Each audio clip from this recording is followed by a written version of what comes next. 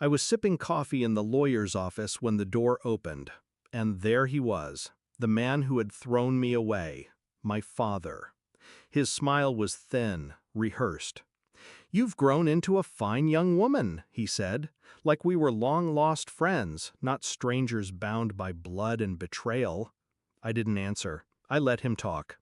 People always reveal more when they think silence means weakness. I was 8 when he told me I was worthless.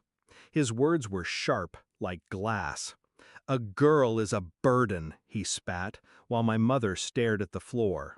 That was the last time I saw their faces together, the day they signed the adoption papers and left me in a stranger's house. That stranger became my father, my real father. He taught me discipline, respect, patience. And when cancer took him, he left me his empire. Not because I was his blood, because I was his choice. My biological father didn't come to mourn. He came when the money made headlines. Suddenly, the daughter he abandoned had value. At first, he played the role well. The regretful parent, the man haunted by his mistake. He brought flowers to the grave. He cried in front of journalists. He told anyone who would listen that he wanted a second chance. But I knew better. It started small, whispers about my capability to handle the fortune. Doubts planted in boardrooms by anonymous sources. Old classmates appearing with fake debts, conveniently tied back to him. He wasn't rebuilding a bridge, he was laying siege. And I let him, because you can't destroy a man's empire until you've mapped every weak wall. I studied him the way he never studied me.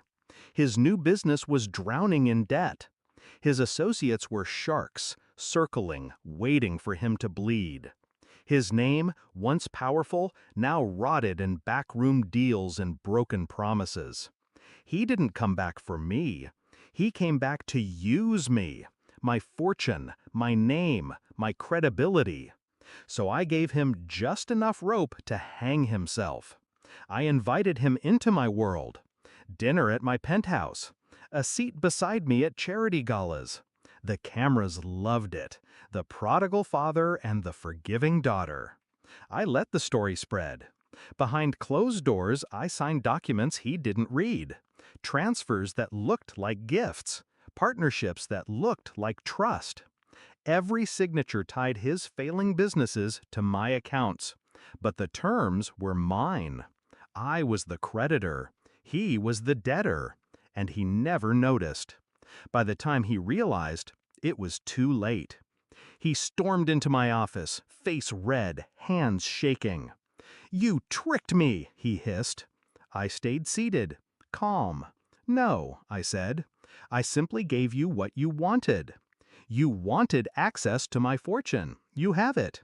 But you forgot." I slid the contracts across the desk, each stamped and sealed. "Access and ownership aren't the same." His eyes scanned the pages.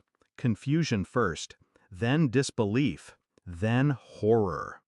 Every move he made under my name now belonged to me.